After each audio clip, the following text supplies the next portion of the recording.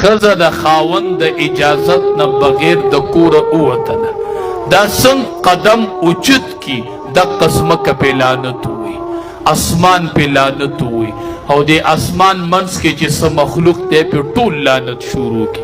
دا ښځه چې د خاوند د اجازت نه بغیر وتلې روانه دا په لعنت کې ډوبه روانه ده، ډوبه ډوبه. په دې حالت کې ولا خدای مرګ نه راولي، ښه ډوبه په لعنت کې روان. دا څه مخلوق د انسانانو د پیریانو نه علاوه دا ټول په دې ښځه باندې لعنت رالیږي.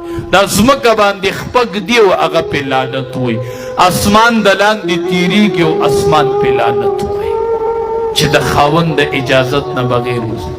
بعضې غوتې خاوند غریب راشي یو کور کره غږ کې بل کره ښځه به تاسو کره نه راغلي دا ته پرش نه کوې ځکه دې حال ته ورسېدې که نه ښه پرش کوه لږ ډېر ښه یروه را یروئ. دلته خو به رواج پته نه لګي خو ورو ورو رواجونه بدلېږي. واده 3 ورځې که نه لاول به دې ښځو یوه جوړه وادله جوړوله ټیک وه. اوس وایي 3 جوړې به جوړو. ته وایي دا واده ښه وایي نه که نه 3 ورځې. نو مونږ وایي ته به ولې 3 جوړې اغوندې؟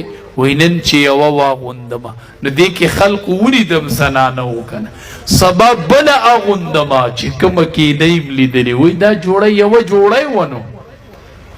ته د خاوند باندې ترس نه کوې، دا ستا د خاوند د وجود نه خوله وتلې ده او دا هغه پیسې ده. ته څه وایې؟ ستا خاوند غرمو سیزلی دی او تاله یې دا پیسې راوړي. ستاړه کې ترس نشته چې دا ولې ته په 3 جوړو والوځئ. نو بله ورځ په بله جوړه واغوندي. وایي دې کې پرون خلکو لیدلی یم. لکه ته ورته داسې ووایې چې دا ښځو ته لیدې پرون، نو څنګه چې دا جوړه لیدلې وه نو داسې ته هم لیدلې وې که نه.